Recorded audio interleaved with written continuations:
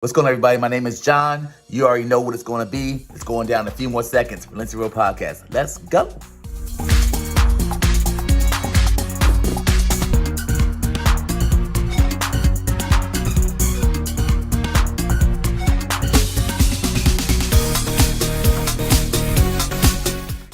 What's up, fam? It's your boy, Dr. Mike, and it's almost that time to get real, raw, and relatable. Looking forward to talking to y'all soon.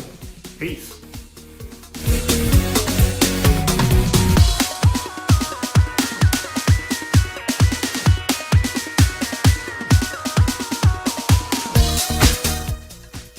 What's up, everybody? It's your boy Terrence. Welcome back to another season of Relentlessly Real Podcast. So excited to have you all back. We got a lot of great stuff. Check us out.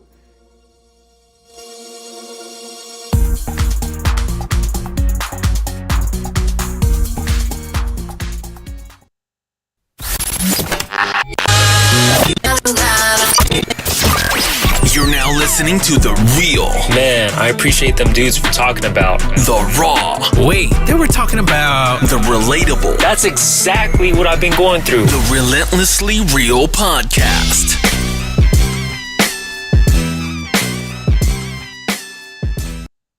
Welcome, world. We are What here for another episode of the Relentlessly Real Podcast, where we discuss real, raw, and relatable topics.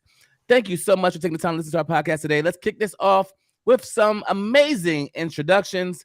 My name is still John. And today I will be known as Thunder. Thunder. Yes. And what is this from, Terrence? It's we don't need to divulge.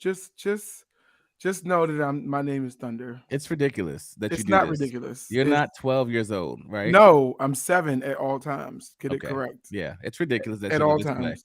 And I hope you guys had an amazing week. We are getting to the beginning of the weekend, where hopefully we're going to turn up. I know I got a couple We're birthday in parties. the middle of the weekend. It's like nothing. Middle. It's Saturday. Like the today's weekend literally starts Friday night. Everybody knows that. Oh, is that what? I don't believe that that's the case, but if you think that that's the case, that's fine. I think We Saturday should is. take a poll. Does the weekend start Friday Does night? the weekend start? Okay, The weekend starts as soon as you get off of work on Friday. I disagree. You're still Well, unwinding. from you're your work day. self-employed, so that don't count. You don't. I understand. Your energy to this topic. Okay, so does maybe not count. I used to work full time just like everybody else. Okay, and with that working full time, I was like, yo, when I would get off of work, I still didn't feel relaxed. I didn't feel like the weekend started. I feel like it was the beginning of the weekend, maybe. I don't know. I can see that. But you're still like winding down for the day. That's all I'm trying to say. So like Saturday is your first full day. You're feeling relaxed and feeling like, man, all right, it's time to get this weekend started. I got some plans. I'm gonna hit some brunch spots, whatever the case may be. So to me, that's when I feel most at home, most into my weekend. That's my groove. But I hear you. feel free to let me know when the weekend starts for you. Okay, Friday. We got yours, Terrence. We have And if everybody. it's a half a day at school, it starts Thursday night. Because I'm just gonna push through this half a day. I got you. So I have a question today for you guys, as I always do. And here it is. You can only pick one: an 850 credit score, $2 million in cash, or $4,000 a week for life. And you can only pick one. That's so easy. What is it for you, Terrence? That's so $4,000 a week for life. Are you kidding me? That's so easy. I don't gotta work. Who cares about credit? Because I'm not borrowing anything, and I get to invest. I'm gonna at least. I'll take the first 4, and I'm gonna invest the next 4. Then I'll take the next 4. Then I'm gonna invest the other 4. Then I'll take the next 4. And we're gonna do this back and forth, back and forth, back and forth. Uh-huh. I'm good. You can You give don't me want the $2 million 4. up front? No, I'm good. Give me the 4. Give me the 4. I hear you. I'm I gonna think- blow the 2 million. You're gonna blow it I'm quick. gonna black man that joint. So Yeah. I'm gonna blow that joint. Well, you'll probably blow the 4,000 too. No, I won't. 'Cause I you know will you're literally getting it invest. weekly. Yeah, because I know I'm gonna get the other 4, and it's like guaranteed. So I'm gonna invest the other 4. Okay. Definitely, for sure. What about you? I roll with the 2 million in cash. I think 4,000 a week sounds nice as well. That's my second option, but I think my first option would be 2. I think credit scores, as I've gotten older, they matter less to me. Like credit scores are cool and all, but like unless you're gonna do like a heavy leveraging of your credit to do things with it, which you can do. But I feel like if you have cash, then you don't really have to do that. It depends on what you're gonna do. It's more. Is it liquidable? Liquidable, right? Is I saying it right? I never It heard has that more. It word. has more liquidity. Okay, cash I've has heard more that word. liquidity. Yeah, Yeah. yeah. So I would go with that. If it was me, if it was up to me, so I would say 2 million in cash. So That's really good. Terrence, I know. Terrence, you said you have something that you want to share, but you don't want it to be like a So Netflix and chill thing, or yeah, it's not a thing. So, and that's for the things I actually just saw this morning. okay, So I'm off all social media for the most part, right? yeah, And lately I've fallen totally in love with TikTok. yeah. And I You've had a just love think affair. You've been I really, am in love because it is hilarious. yeah.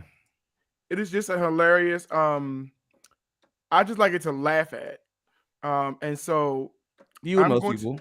TikTok is where people go, and it's funny because I think TikTok is way better than Instagram. Actually, It's way better. what's And interesting, I think they're doing a good job of like giving you that quick content of like something. But it's sad because I'm like, what's gonna be next? Because TikTok is literally like 30 seconds or something. Like, is our attention span like gonna be 7 seconds in like 2024? That's what yes. I'm thinking. It is gonna be that. All right, so Terrence brought something in. Let me see, Terrence, what you got here. So just listen. And might have to play it twice. Can you go ahead and hit play? I'm gonna hit play. So just listen, wait for it. Trust me. Okay. To walk enough laps I'm gonna start around from the the beginning. airport with one. My plan is to walk enough laps around the airport with one headphone off for someone to think that I'm mysterious enough to walk up to and fall in love with me. And then boom. I should not say that. My plan is to walk enough laps around the airport with one headphone off for someone to think that I'm mysterious enough to walk up to and fall in love with me. And then boom. I should not Ridiculous. say that. Okay. That's ridiculous. So That's ridiculous. so the reason why I chuckled so Freely. she said, "Oh, I should not say that." Yeah. I love when people can be racist towards their own, like to themselves. I agree It with is that. absolutely hilarious. I agree with And that. so I stumbled upon this TikTok person. She's only 19 and she has a vast amount of followers. Mhm. She's absolutely hilarious. And it's always about poking fun at either her culture or American culture or misconceptions. And Yeah. so for her to walk around the airport in the full gear and just say, boom. Oh, Yeah. wait, I should not say that. Like, just You chuckled very it took me out. Like, it took me out. okay. Like, ma'am, that's racist. Like, Against herself, so it's okay. is it okay? Yeah, it's okay. Absolutely. Anytime they're racist against themselves, it's okay. We had this huge debate the other day. Are white people allowed to say the N-word if they are quoting or repeating a statement? We've talked Remember about this before. We did. Yeah. So this happened at work. At my I job. personally think it's fine.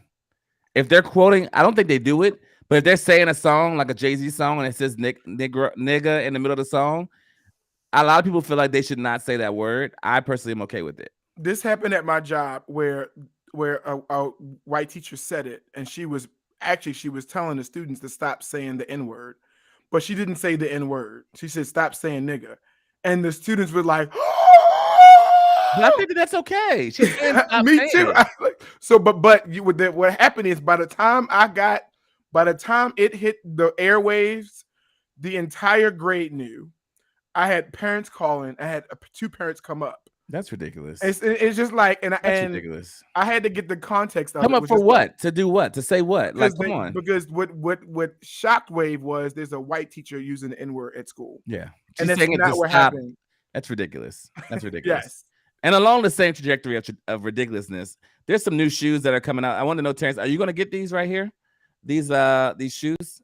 You going to get them? What are those? The Breezes? What are those? Those are, you know what? Fashion has just gotten to a point what do we call those? I don't know what they're called. Walk on water. I don't know what they're called, but there apparently are something that's fly and cool and nice. I don't know what's happening in fashion today.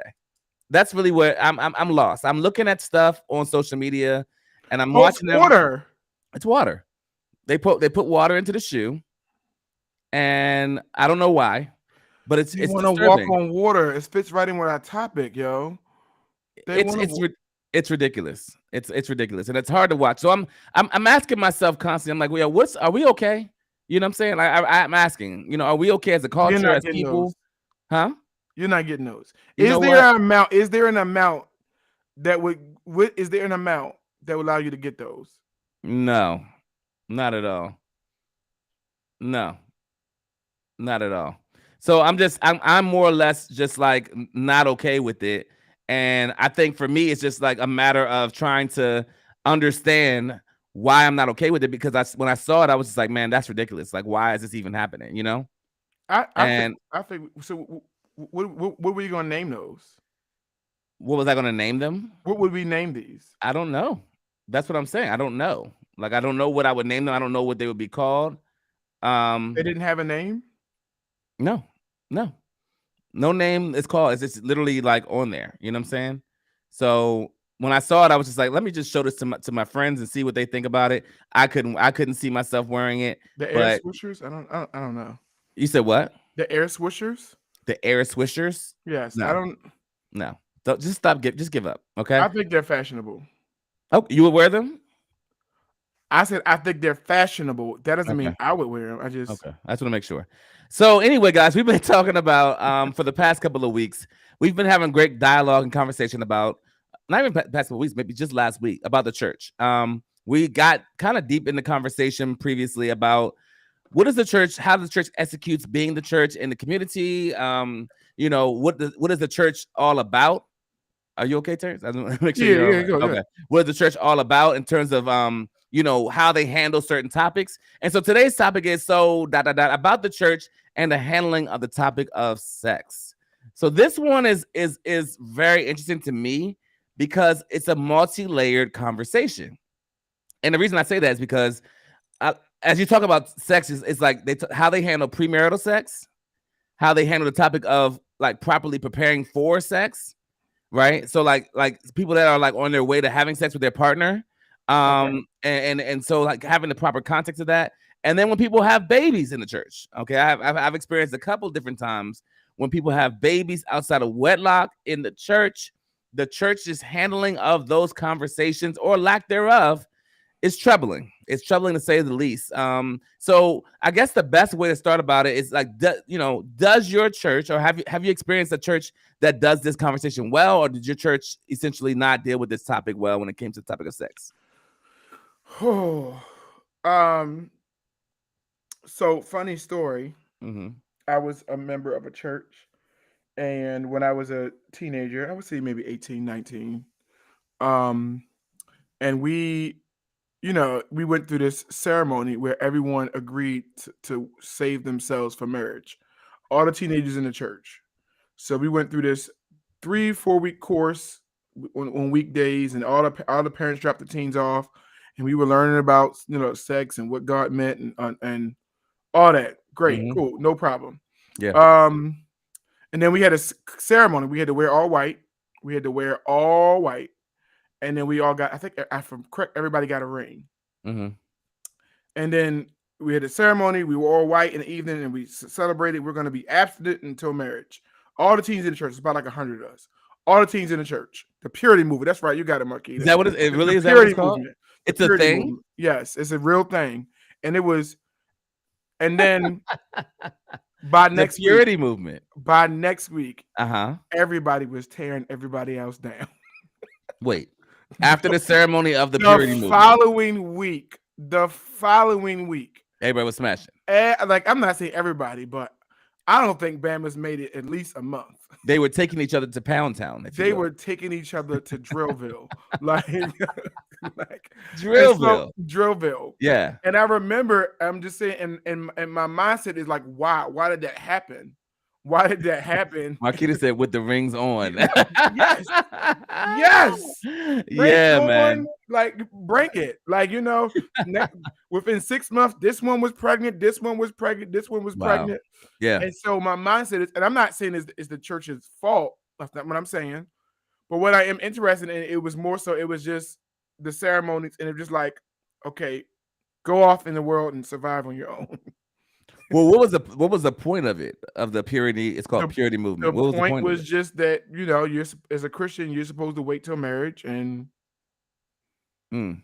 And as a teenager who belonged to this church, we can't speak for anybody else's church, but the members of our church, they're Yeah. going to wait. Yeah. No, they not.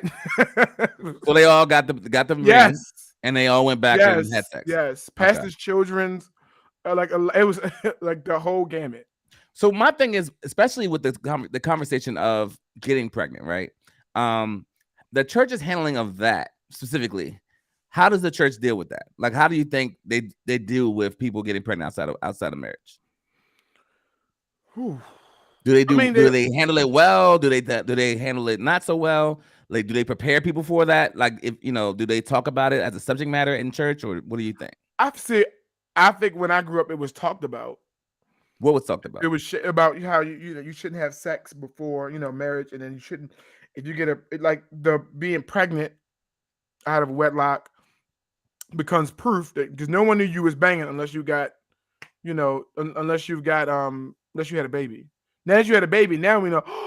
Now she's in sin. She wasn't in sin before. Yeah, but she's in sin now. So she's Right. got to. And so if she has any position in the church, yeah, she has to be sat down.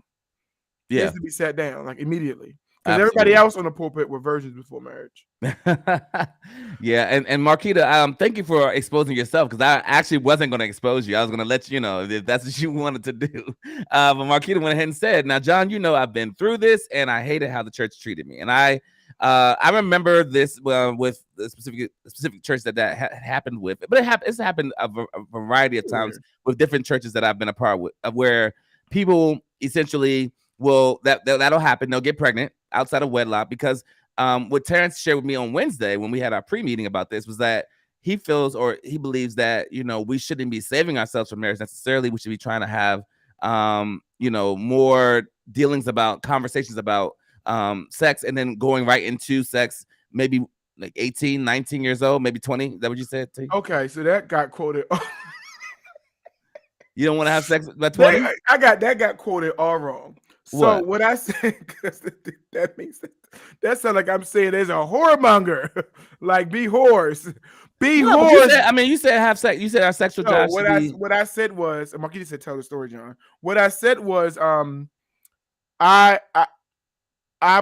as I've gotten older, and I am 40 now, and I've dug more into the word, and as a history major, I've dug more into what life was like in certain time periods or whatever. And so I do believe that God is very clear. God, I'm not talking about church. God is very clear about his idea of what he wants to happen with sex and from sex, and through sex, whatever it was. What I think where we went wrong in the world is, I do not think it was God's expectation that someone's supposed to be a virgin until 40. Right.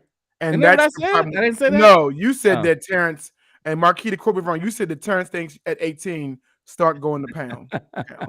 No matter where you are. I may have slightly misquoted that. You slightly misquoted. So I think what we have done as the church is we have not handled that, what we've taken out of what the Bible fits in today's time. But what happens is, I think it is not God's expectation that we wait till we're 40, 50 years old to do something that's very natural to our bodies. Like, sex is literally like food. If I'm hungry, I'm supposed to eat. Yeah. Do I eat everything? Do I eat anything I want and everything I want? No, probably not. Right. Because you'll do harm to your body. It's kind of the same thing when it comes to sex. Yeah. Right? And so the idea of, and we and John, we were talking about, there was this, and I'm only bringing up, I know people hate when we bring up Kevin Samuels, but for the first time we saw this episode of Kevin Samuels, and it was 45 minutes long, and I've never watched the whole episode of Kevin Samuels. But what I realized is that there was a girl on the show. She was 40 years old, and she was a born-again virgin, and the reason why she hasn't found anybody is because she's trying to wait this marriage. And although I see that what she's going for, I don't think that God's expectation is for you to be 40 years old still waiting to have sex when it's a natural, something that God gave to us naturally. Yeah. And so the idea is, so how does that fit in 2021, 2022, 20th century? Because it does fit, but I think we have got the game messed up. It's not God, it's we. I feel like oftentimes God's sitting back looking at you like, you struggling, you 45 years old struggling. I didn't tell you to wait till 45 to be married. I wanted you married much younger. But Yeah. you don't want to have you think you got to have this and have that and accomplish this and accomplish that The till you list. remarried. Yeah, Yeah, the the list. list. So And yeah, go ahead. well, I was gonna say, well, welcome, Michael. Dr. Yo. Mike is Mike. on the podcast with us, so we're excited to have my brother on the podcast. So going back to one thing Marquita was saying, she said, tell a story. So I will tell a story. Real quick, she basically experienced some sense of premarital sex as an issue, right? So she went ahead and had, sex, whatever, out of marriage. And the way that the church handled it was that they sat her down because she was, heavily used and utilized within the ministry. And they sat her down and kind of almost somewhat ostracized her. I would rather her tell her own story than me tell it for her. But that's essentially what happened. They just kind of, you're kind of told, hey, sit down, go sit down in the corner. You're in timeout, if you will. You sinned. And what I never liked about the way the church has handled those type of conversations is that there isn't a conversation. No. There isn't I'll walk alongside you as we kind of navigate through this. There is a sense of shame that lasts well beyond the moment, right? So, like, of course you experience shame when you're out of alignment with Christ. But what I think the church does a really good job at is not talking about it and then talking about you. And then not dealing with you to say, hey man, let's navigate through this. Let's create some type of a plan. Let's I want to talk with you more and help you kind of navigate life. They do a good job of just saying, hey, I don't want you to be up on the forefront because this is not a positive representation of our church when you're in that space. Right. So like if you're in a worship leader or if you're a teacher, preacher, whatever. And I get why I see both sides. I see the church and why they wouldn't want to have somebody out there, in a certain light. But at the same time, I also see it but we all sin, like literally all of us.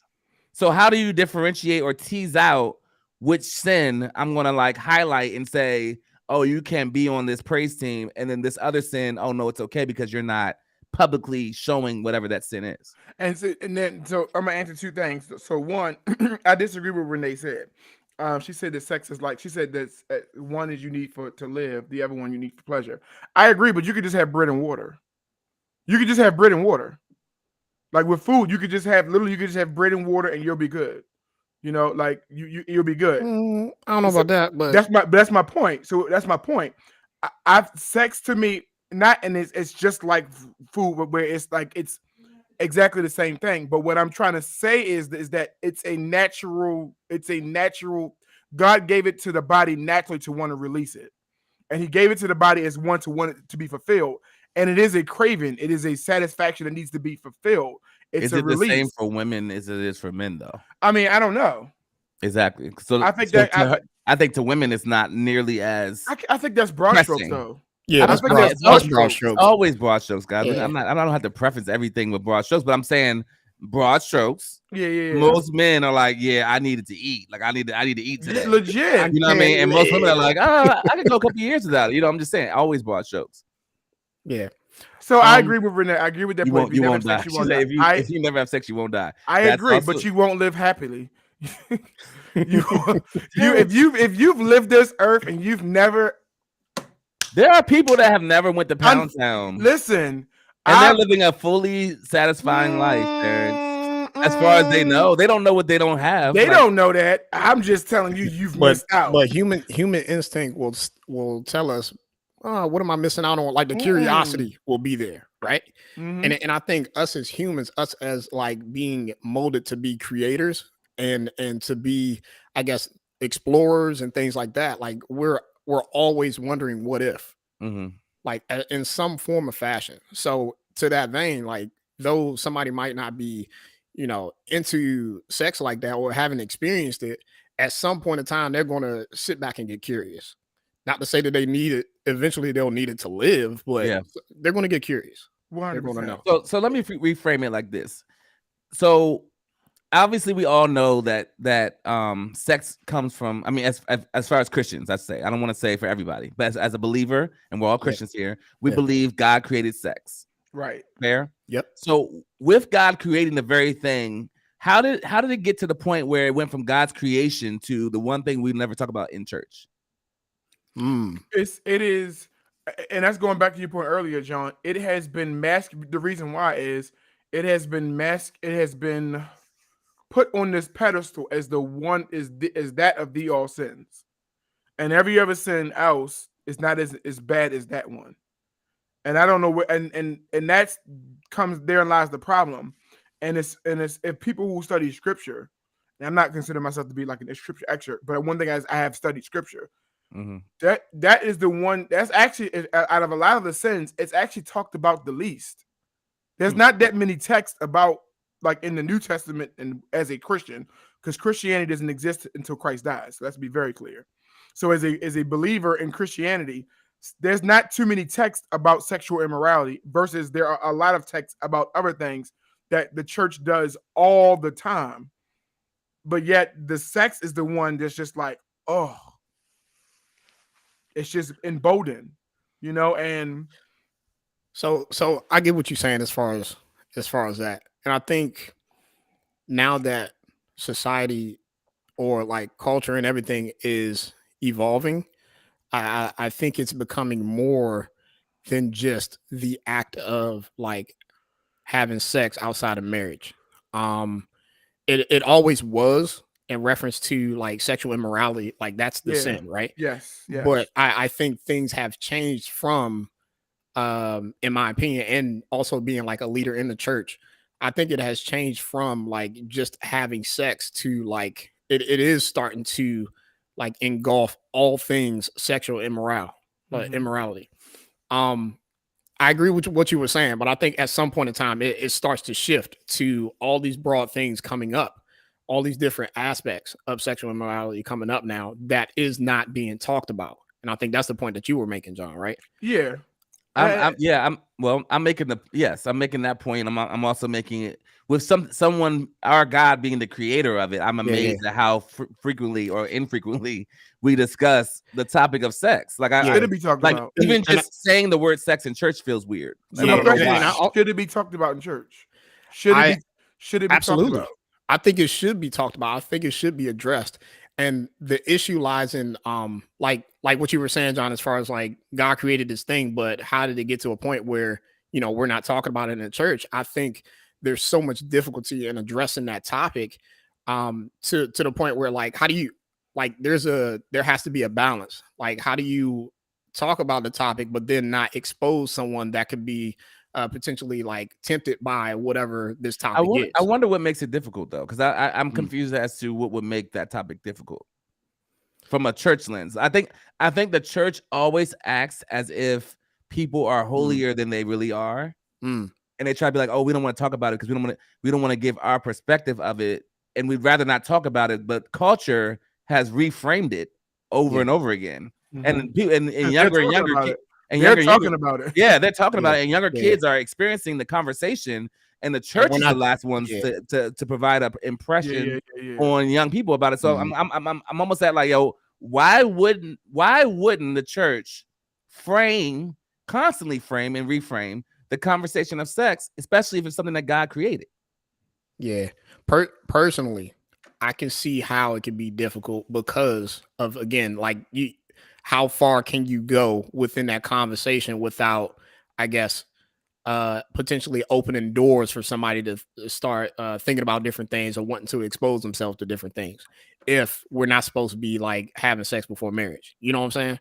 So that's my concept. No, I got you. Yeah. And I think when we had our meeting on Wednesday, that's what Terrence and I talked about, and I actually heard a great podcast about this. Kevin Stage and his wife had a podcast, and they talked about how the church basically horribly prepared them for marriage because when they got married, his wife was so ill towards sex, like, oh my God, I can't do it because I've been told or taught to stay away from it for 20 plus years. So all of a sudden, when that access is now unrestricted, I'm supposed to be able to turn it around in a circle and hang off chandeliers. All of a sudden, like, no, like you got to, and so there really is a reprogramming that has to happen where you're now like, okay, well, how do I do this and not feel like trash? Because the church has made me feel like this is a trash thing, for so long. Thank you, Renee. That was me. And so like hearing that and seeing that, you're not the only one. There's a lot of Christian women that because they have not been taught how to like process this correctly, they get married and they don't know how to be whatever for their husband.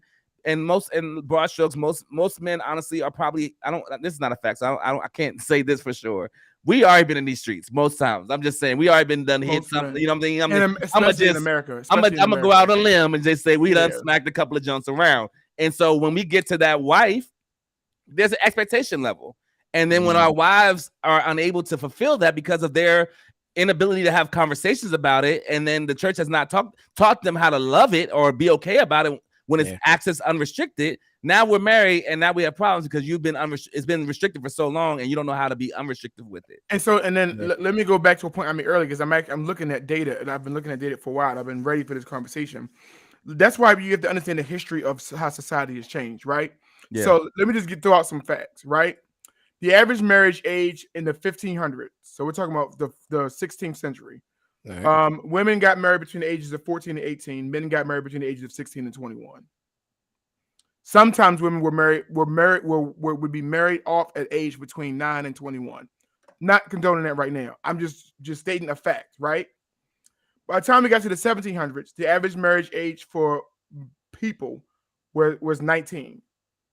And if I go up to 18, the average marriage age by the time we get to the 1800s was 28 for men and 26 for women.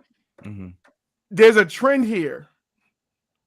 There is a significant trend here. What I want people to see historically. And what has happened is a huge part of it is capitalism. A huge part is the Industrial Revolution. A huge part is I have to have this and acquire this and acquire this and acquire that and acquire that in order to be ready to be married. I got to be able to provide. You got to remember back in the biblical times, if I was a farmer, my dad was a farmer, my son's going to be a farmer, it's already set in stone. Mm-hmm. If my dad was a carpenter, my son's going to be a carpenter, it's already set in stone. So the idea of I got to accomplish these things in order to be married didn't exist. Now, with that being said, the sad part is, I'm also, as a history major, understand that also women had absolutely no rights and no privilege, no say-so, whatever it is. And they were often married off in most cultures. Mm-hmm. So their side of it is a little bit different. But my point is, historically, when the Bible talks about, when Paul says, because of the fear of sexual immorality, let every man have one wife, those people were married very, very, very young. Very young. So it's very easy to say, we have adopted this thing where I got to get this degree, live on my own, accomplish this, have this car. Let me see what he's like. Let me see what she's like. I'm not really feeling her. Would he be cool to date? He don't really got it. We don't have chemistry. All this stupid crap that God's like, I never talked about any of this crap. But y'all go ahead and have fun, because the problem is my rule still stands. You shouldn't. I don't want you as a believer engaging in sex actions, but outside of your one spouse. Mm. The problem is we want to wait till we're 30 and 40 years old to accomplish all these things and to really build this connection of love that we think is love that God never even qualified at all. So I think we're having two different conversations. That's a good conversation too. I'm hoping that it can connect, because I think it can, but I'm just trying to think through how it would. Gotcha. What you're saying versus not even versus, like alongside, because Marquita said, but not having the conversation is helpful, and asking that question. I was like thinking as you were talking, I'm like, what is the consequence, good or bad, of the church not having the conversation of sex?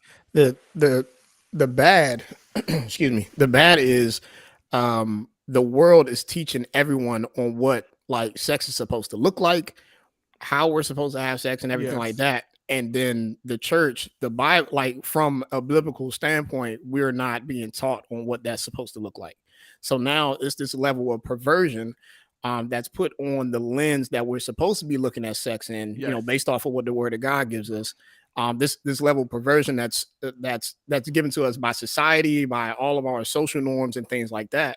And those are the things that, you know, me personally, I struggle with within like first few years of marriage, because, you know, like you said, John, like we've been out here, right? So there was an expectation that I had, excuse me, within my marriage when I first got into it. And because of these actions that I've taken outside of marriage, that those expectations were then, like, I guess, perverted in a way, as if the church had taught me something different, if I was like talking about it differently within my social groups, within the church, within Christians, right, with Christian circles, Yeah. my thought process would have been different. Mm-hmm. And my point ties into that. Or if you got married when you was 18, 19. True. Because that caps years. It relates, because watch what I'm saying. That caps all these years. Makes sense? If you met Renee, you 19. I don't know how old Renee is. I'm just gonna go on a limb since she's Just 26. say 19 too. Just say 19.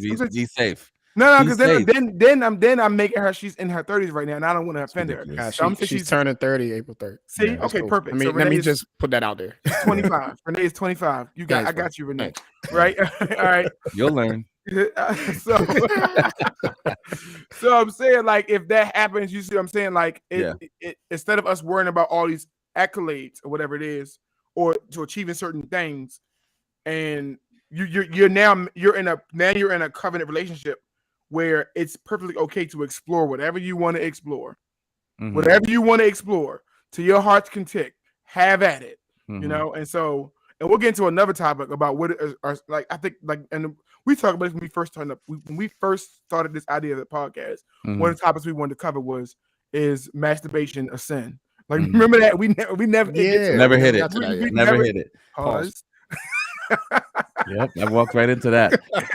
One thing Marquita said that I actually want to highlight is that the church puts on so much shame on women and sex, and it's so interesting because the church, for the most part, has been held up by women over the past years. Like, that's been such a common denominator is women. Like, men, especially the Black church. Yeah, especially Black church. Yeah, thank you for that. So men have not been in that space, or most of the case. So it's interesting to hear her say that, because it's funny, because it's like the main people that uphold the church are the main people that are shamed when these type of external sins are revealed. And I think that's the delineation that we have to, like, speak from, is like, the church is trash when an external sin is exposed.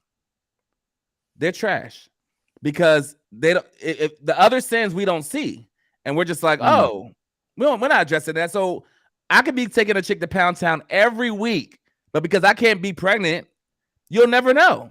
Yeah. And even if you did know, I'm not sure if your response would be the same to a woman as it would be to a male.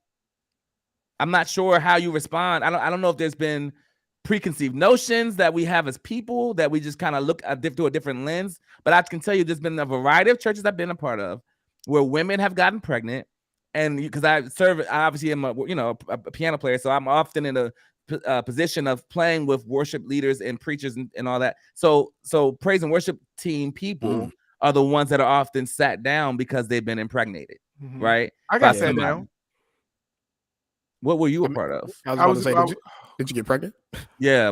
Yeah. So yes, and in the relationship terms, I was a part of a praise and worship team at a particular church, and the person who I was dating at the time was pregnant. Revealed it to the leadership in church, and I had to sit off the praise and worship team. For how long? Good point, because I did eventually earn my way to get back on. You earned your way to get back on? Hold on, wait. So there's nothing biblical about this. There's nothing biblical at all about it. Like, and I just say, okay, well, you've keep doing enough for this church. We'll let you back on the team. You served your time. You served your sentence. Do you understand and the thing is, and so John, it was so funny is the more I laugh about this, it's not funny because I didn't have any. There was no, like, I could not even understand it, but I would at least more sympathetic if while I'm being sat down, there's some pouring into, there's some like, you make sense, like there's some therapeutic services being offered, there's some counsel about sex or whatever. There was nothing. Yeah. Sit on the pew and watch us perform for the Lord. Yeah. You are in timeout. Yeah. And then a few months later, when this joint passes, wow. Yeah.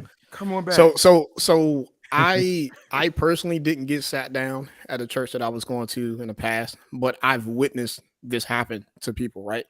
So Sorry, real quick question, Mike. Yeah, Do you yeah. think it's something that Black churches do, or you think it's all churches? I don't know what your experience has been. My experience has been majority Black churches. Okay, So I can only speak from that, right? got it. And yes, that has just been in the Black church, in my opinion. But in this previous church I went to, I've seen where, you know, somebody got pregnant and then they would get up in front of the church to talk about how, like, hey, you know, this person is expecting, they understand, like, you know, the nature of their wrongs, and, you know, they'll be set down from X, Y, and Z, and we're going to continue to pray for her. And, like, mind you, she's sitting right there next to the pastor in the pulpit. And, like, while he's doing all of this, right? Yeah, That's so awkward, right? And me seeing that from, you know, my perspective outside looking in, I was just like, yo, that's so embarrassing. yeah. Like, but at the same time, I don't know what type of counseling might have happened in the background or anything like that. But I think that level of exposure overall, I don't think anyone deserves to, like, be put in front of the entire church to sit back and apologize for their actions or something like that. That's between them and God, right? That's my opinion. That's what I believe. I think that's between them and God. If they have a conversation with their church leadership to say, hey, you know, this is what's happening, this is where I'm headed, you know, I'm pregnant, whatever. You know, okay, let's talk about what's happened. Let's talk about the counseling that should happen afterwards, right? Because it's not just about the biblical principle and, like, helping somebody or counseling them in a way of, like, choosing better lifestyles from a Christian standpoint. It's more so of, like, okay, people, let's talk about the fact that people are going to look at you weird in this church because you're walking around pregnant and we know you ain't married, right?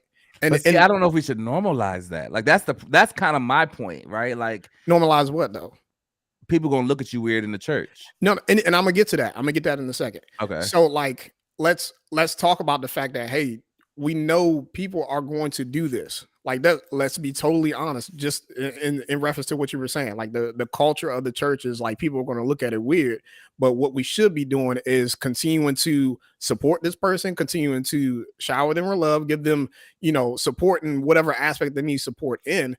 I mean, but to be sat back and ridiculed with every look or every stare or every conversation that they have with somebody, and especially if they're put up in front of the entire church to apologize and all of that, that's just so, like, I can't even find the word to describe that. That's embarrassing. That's I don't know. Help me out with the words that I'm looking for. But at the end of the day, like, I think embarrassing is accurate. Yeah, like, it's very embarrassing. It's wrong. I don't think somebody should be put through that. There are better ways to do it, for sure. Yeah, I think I agree with you. I'm kind of like, I don't know. I do believe that the church, because you didn't, I don't think you meant this when you said it. I think you said it's not for everybody to know. And I agree with that. It's not for everybody to know, but there is for some people to know. Somebody should be able to say, like, you should be accountable. A culture, right? A culture. I actually disagree. Well, I didn't even say my full point yet. No, wow. But even with your first point, I object. Even with whatever you're saying, even with your first point is part of the flipping problem. What was my first point? You said that it's not for everybody to know, but some people. That's actually the problem. Like, one of the things that I loved about is it Eugene Peterson, the Purpose Driven Life? Mm-hmm. He said the word privacy and Christianity are not synonymous. They should not go together. So you didn't let me finish. James 5 says, confess your sins one to another, pray one for another, you'll be healed. So, yeah, but I don't think it should be certain people. Listen for a second. Oh, listen in. I'm saying that to say there's a progression. Okay. I don't believe that when it initially happened, you're supposed to say, I had sex and I did this. Oh, no, yeah, that's kind of what he was just speaking to. It's that you do confess your sins one to another, and you do pray for one another so that you do get healing. And eventually, when that thing becomes a testimony that can help pull others in, of course you don't stay private about it, because other people will be blessed by your testimony. So I think there's a progression to it. I don't think it's something that happens. Who can expose their sin to that degree where, let's say you go to a mega church, mm-hmm. and you're sitting up there like what Mike was just speaking to and saying, oh, okay, yeah, I just had sex with such and such. And like Mike just said, he said, being honest, most people will judge you and look at you And that's the problem. in a derogatory way, which is the problem, but that's the facts too. I got you. But what I'm saying is that's because we're not doing this thing right. That's not the method is not the problem. What I'm trying to say. Just because we don't do church right doesn't mean the way it's supposed to happen shouldn't happen. So in other words, so what I'm saying is if we're doing this thing, if we're living out this Christianity thing right, I don't care if it's 50 people in the church. I don't care if it's 700. If I confess to them that I am struggling with sexual immorality, not one person should judge. Not one person. Everybody should be seeking out ways. Are you speaking in the sense of a church that doesn't exist right now? I agree with you. Yeah, but I got you. So what I'm saying is that's why I said that's the problem. So I'm not disagreeing with you. I'm saying the problem is, so even when I try to operate in a church that doesn't exist, I'm only going to tell these 5 people, and I'm only going to tell these 2 people. I understand we got to do that. I'm not knocking that. But what I'm saying is, we're pretty much just saying it's okay to have this whack grass church because I'm only going to tell these 2 people anyway because of how the church really is. So I'm the energy right now. I'm just not going to go to that church. I'm just not going to go because I don't want it to be. I don't want to live in any realm of if it's not authentic, and that's not authentic to me. So that's why I get what you're saying. I think the progression matters. I think that I got you. I think progression matters because what we have seen. I think if we were walking this thing out like we're supposed to be, we wouldn't see it. I actually think walking it out responsibly does go alongside with the James 5 scripture. I think confessing your sins one to another doesn't necessarily mean confessing to the entire church. I got you. But I think it just that goes means back to our like conversation last week. So should there be mega churches? That goes back to our conversation last week. Our convo last week. Should there be mega churches? That's the problem right there, as it is anyway. Makes sense. It's way too many people. Way too many people. To live out Christianity authentically, yes. I think a mega church does I think it hinders it more than it helps it. That ability to be authentic. I'm sorry, Mike, I didn't mean to cut you. No, you good. To add to the scripture that you mentioned about like confessing to one another. Yeah. I forget what it comes from in Revelation, but it talks about we are free by the blood of the Lamb and the word of our testimony. We overcome by the blood of the Lamb. We overcome by the blood of the Lamb and the word of our testimony. Mm-hmm. So that overcoming by the blood is stationary as far as like or basic in reference to like salvation. Like God will continue to like give us everything that we need to be able to overcome, right? But the word of our testimony is what keeps us overcoming, what keeps us free from whatever transgressions that we conduct, or like whatever temptations that we're falling into. So I believe there is a certain point where you need to talk about it. Like you need to talk about the things that you're going through. You're confessing it to, maybe twos and fews and stuff like that in the sense of accountability. But you got to understand that or have an understanding with those folks where they're not, everybody don't need to know. And everybody's not trustworthy in that sense where they can actually hold you accountable. Yeah, that's true. That's a harsh truth. That's right? very true. And we just got to be mindful of who we have in our spaces that are holding us accountable in a way that is Christ-centered. Question with that, is there a sin? So are we saying, as the Relentlessly Real podcast, that if someone has sex out of wedlock or whatever it was, they should be sat down? Or they shouldn't be sat down? I'm saying they should not be sat down. Okay, I think so. They should just keep leading.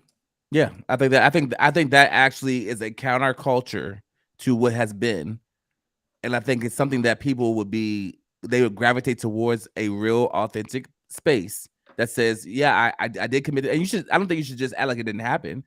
I believe in a space where you're saying you make this the norm at your church environment. Like, no, it's not obviously okay to go around having sex outside of marriage, clearly.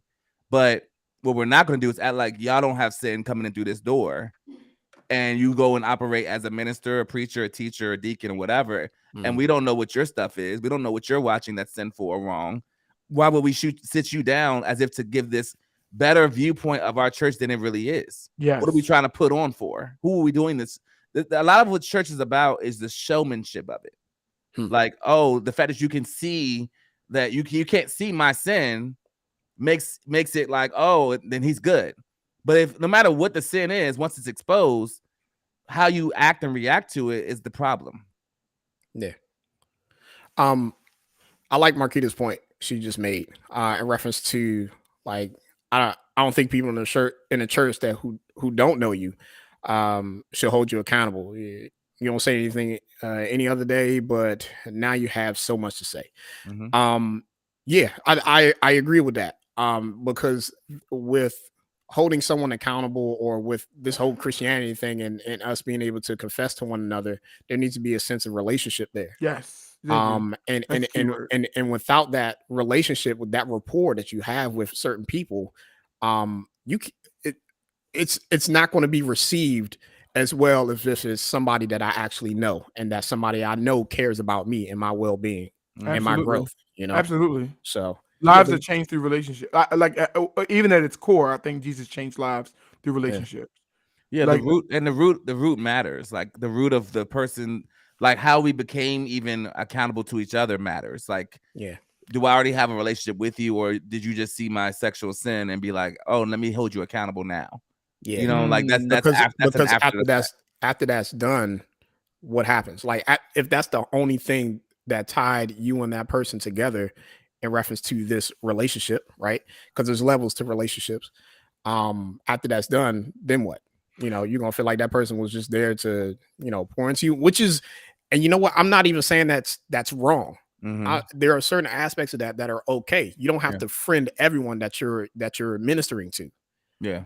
And even me, like as a leader in the church, like I struggle with that and setting those boundaries with people sometimes, where for real, everybody not my friend, but I'm going to continue to show the love of Christ to folks in those like different aspects, and trust people with certain things and certain topics that we communicate with each other amongst like our small circles. There are certain people like y'all, right? Like it's some stuff that I'll expose to y'all to hold me accountable, because I trust your track record. I trust that y'all care about me and my well-being and my walk with God, and y'all going to hold me accountable and to a certain standard, while other people, they don't really know me like that, and I don't know them. So, and in dealing with authenticity, I'm sorry, Terrence, you got next. No. In dealing with authenticity, though, I think what we're talking about is kind of what people are seeing and are kind of moving away from the church because of it, because it feels like a show, right? Like when people are putting on, you don't really want to be a part of something because you're looking for something that's authentic and real. And so the authentic and real in this is, no, I know you think about sex. I know you want sex a lot. I know you be watching porn. I know you be like go into it. Like let's get into the muck and mire of people, because that's literally why Jesus came from heaven to earth to do this whole dying for, right? Like this is the whole crux of it all. So to act as if we are in some ways perfect is the one thing that is dismantling the church over and over and over again, and why people don't feel like it's a vital part of their life, because it just feels like, oh, this is just a show. You just want me to look good but not actually be good. You want me to look the part but not actually be the part. And I think that's a crucial part of like church and Christianity, is like, man, people are looking for authenticity. So to answer Terrence's or Thunder's question, I think it's important. I know it's ridiculous. I think it's important for us to say, no, this is what happened with this person. And obviously you're going to see the birth of a child, or you're going to see the child grow in that person's belly. But at our church, this is what we do. We walk alongside that individual. We pray with that person. We hold that person accountable. This is what we have a plan of action, so that when these things happen, they're less likely to happen again. So I'm gonna play Beelzebub's advocate right now. I really am. Like, so is it okay to be led by someone who is visibly, purposefully engaging in sin? So all right, let me talk about that a second, because I see what we're talking about as far as like leaders and should they be set down. There are standards in the Bible in reference to there are like pastors and people in leadership, bishops. I can't remember exactly what those They scriptures are. are. I'm gonna give you one, Mike, right off the Yeah. top, because it says. I remember one, and I remember when I read this vividly, because it was if Paul wrote it, it was for a reason. Yeah. He says, "And ye pastors, be subject to no wine, and ye bishops or deacons, whatever it was, whatever he said, be subject to little wine." Why was he making that? There's a reason why he's making that that difference. One group was none, the other group was some. And like, so I'm just trying. I didn't mean to cut you off, but I was chiming in. There was this different call even for God about leadership. Yeah. Right. And in my mind, thinking, is he saying it about leadership because is he worried about what they will personally struggle with, or is he worried about what they will personally be seen and their appeal? And I think that is, I can't pull away from that. Like as a like it's a story. Like if I'm just if I go to Mike's church or I go to John's church and we believers, whatever, we are Christians, right? And this is going to sound really bad, but weird.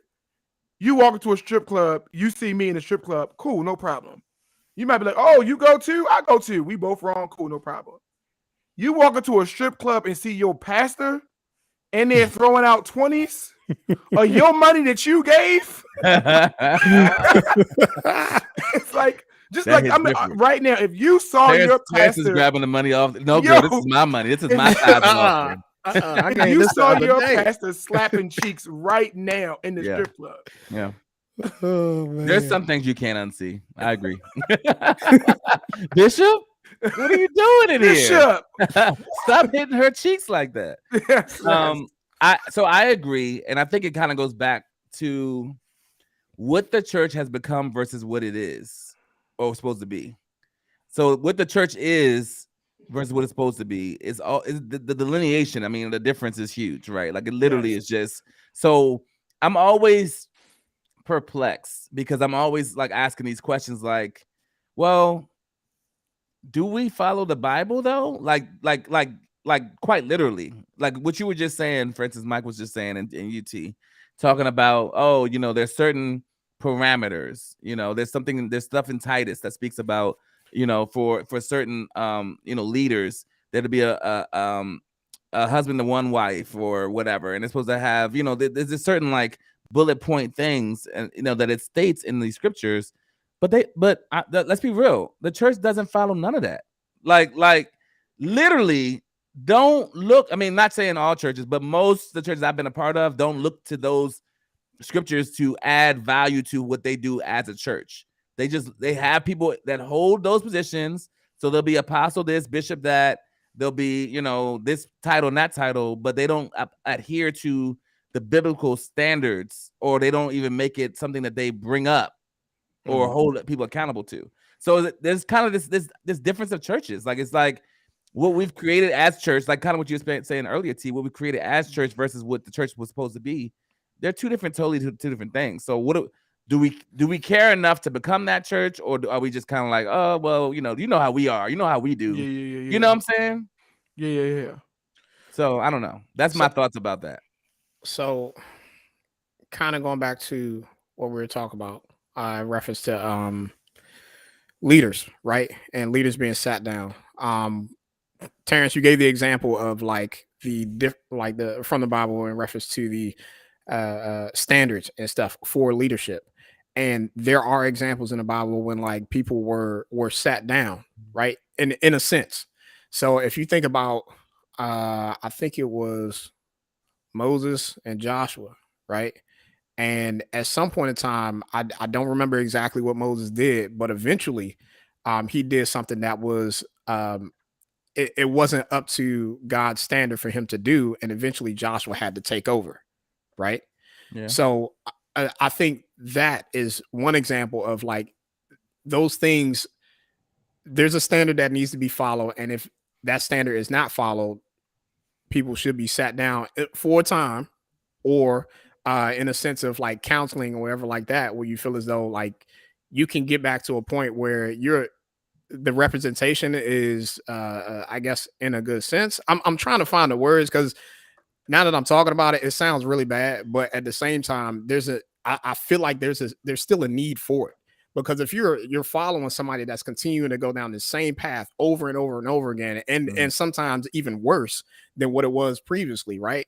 But yet we're supposed to be following this example. Like, what is that an example to follow? Like, is that really an example to follow from Christ standards? That's all I'm saying.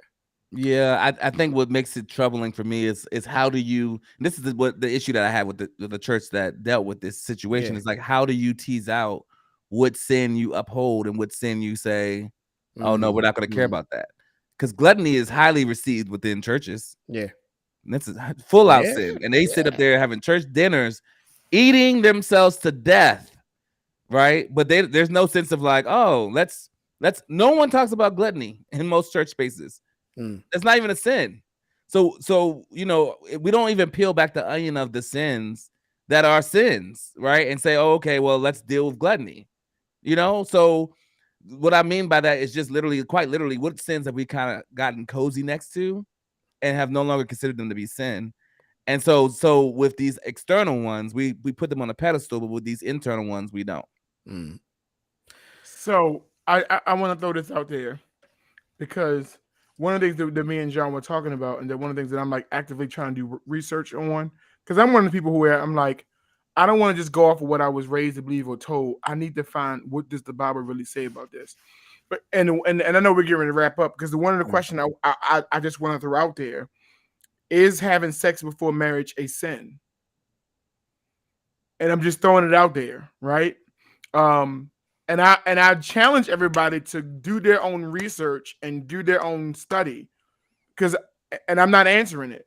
I think in your study, you should let the Bible answer that, right? And that's my energy ever since I became a lot older, and even it's gotten worse over the years, to challenge what I was taught to believe and what the word actually says, and then stand on what I've learned from the word, right? Yeah. And sometimes the word is confirmed. Oh, shoot. What I was raised to believe is absolutely 100% right. I've seen the opposite. I've seen it. I've seen the word, and I've also seen what happens when I went outside of it. This is right, right? That's really good that you brought that up, as far as like people doing their own research. And I think as church leaders, there should be people that are like held accountable for doing the research as to like look into the word of God as to like where the direction of the church should go, how to address certain issues, things like that. Just like, again, we were speaking about the standards for a pastor, and like how there to be like sober minded and stuff, right? How else can you hear from God clearly if you're not sober minded?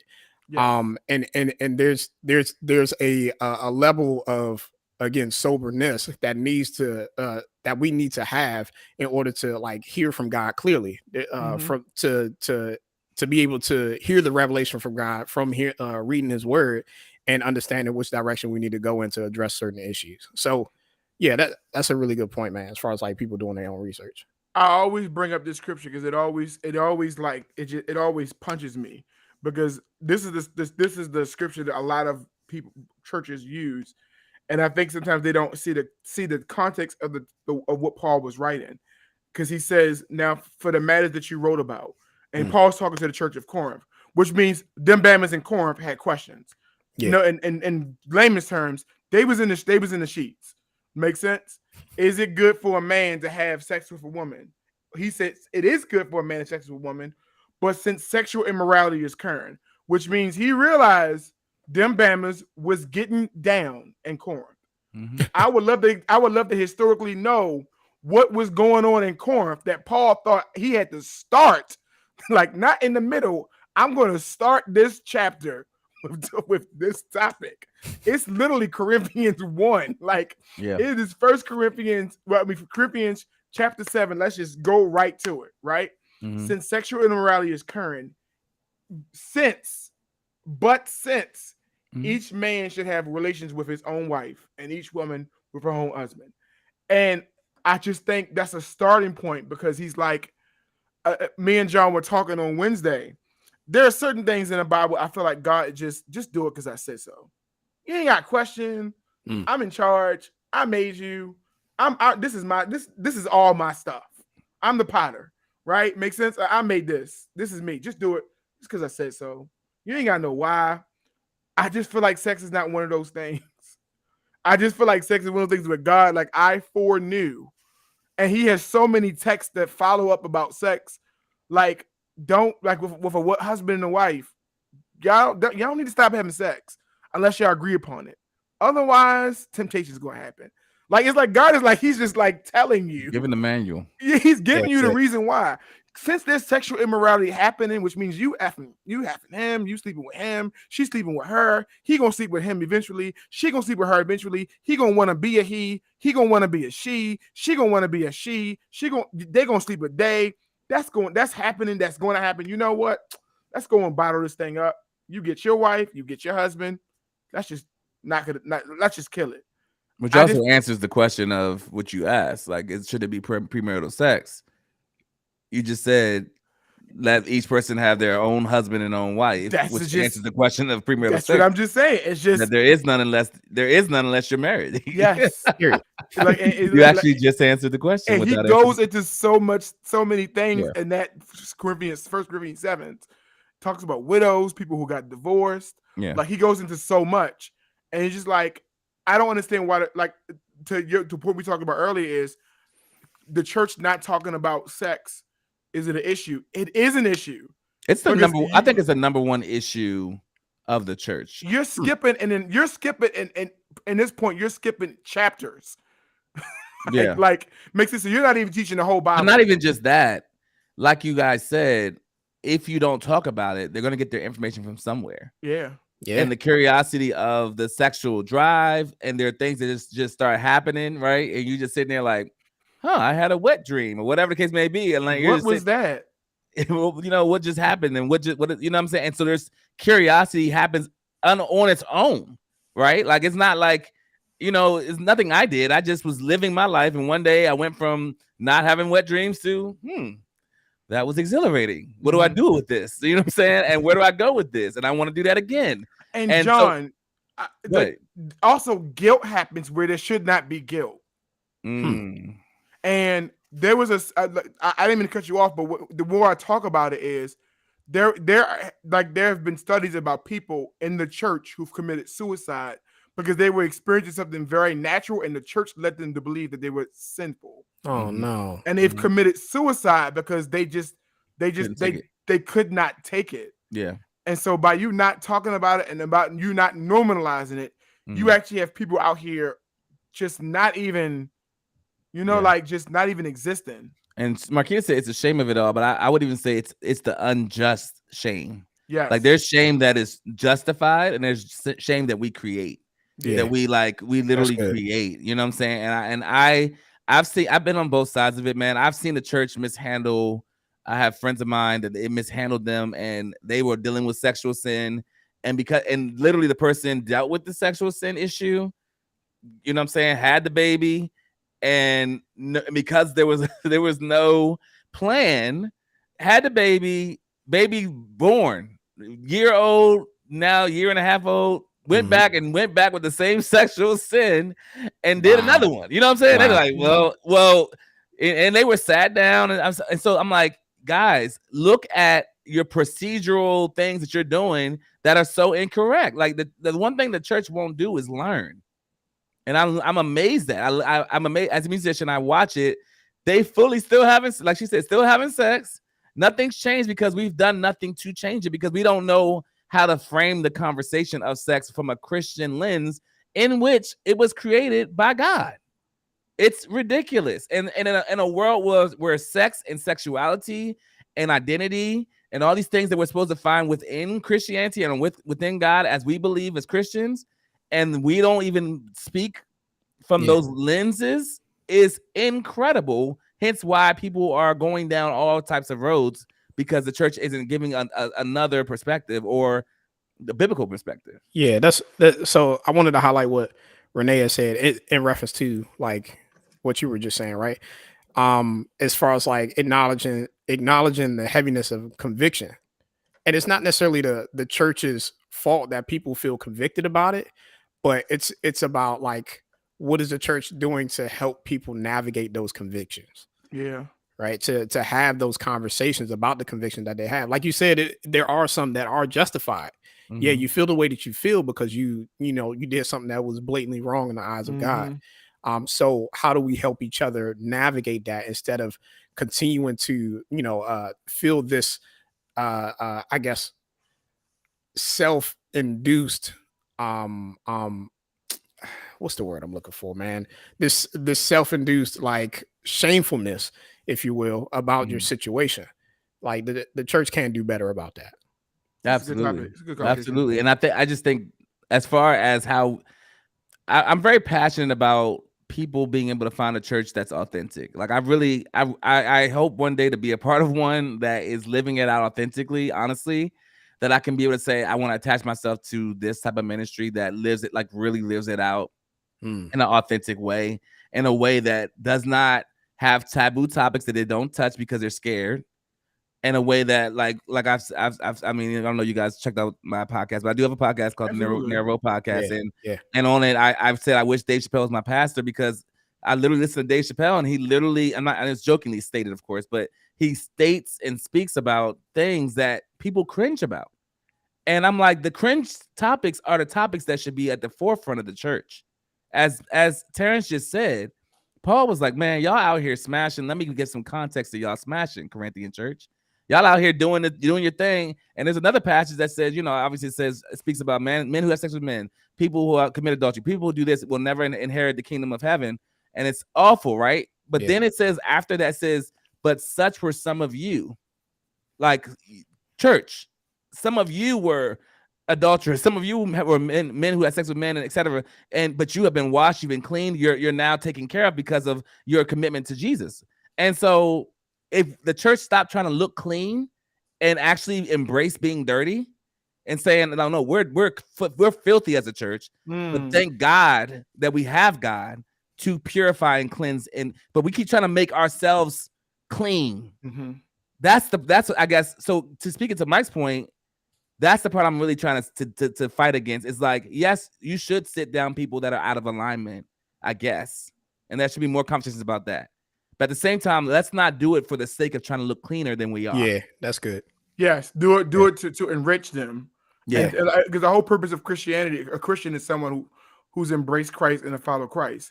So while I'm sitting them down, whatever you want to call it, what am I doing to push them closer to Christ? Right. Because obviously this is something where they struggle with. Right. Which means it's the issue of them not pursuing Christ. That's what it's all about. It's an issue of me not pursuing God. And pursuing what I want to get out through my bodily function. Don't just sit me down as a punishment. Sit me down because we need to have a discussion about how we can get back to where I was before. Right. I think or even better. Talk about just church. I think we Absolutely. should be good to talk about just if we do pick this topic back up, because I think we've done this for 2 weeks, but talk about like how the church handles sin in general.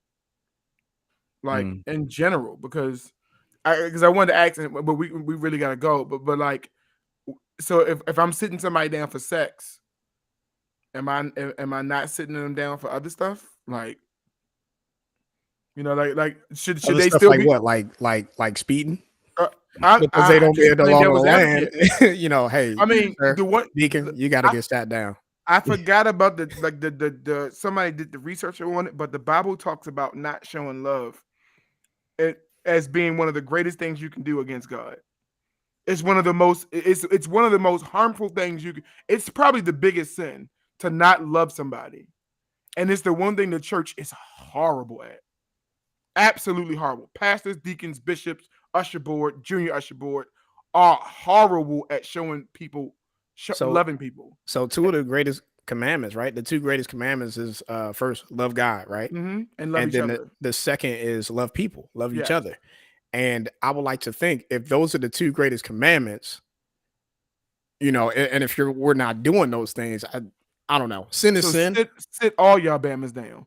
Yeah. I agree, but I also would want to, when we do have that conversation, I want to context what love is, because I think we have a different. Everybody has a vastly different. I'm just saying that's just one thing, right? I'm just saying. No, I know, but I'm just saying in that context of that conversation, we all have a different vantage point or viewpoint of what love is, and so without defining it, it doesn't really hold any weight, right? So we got 100%. That's good. some people say Yep. loving, this last thing, some people say loving is like, oh, if I don't tell you about your sin, that's loving. Some people Yeah. say telling you about your sin, like or saying or holding you accountable or saying, oh, I saw you do this and I don't think it was God's will for your life. Yeah. Some people say that's loving, some people say that's unloving. Yeah, I Some mean, people say and accept me there's- as I am. Some people say Yeah. that's loving, some people say that's Yeah, unloving. yeah, And yeah. there's a difference between affectionate love and like unconditional, right? So yeah.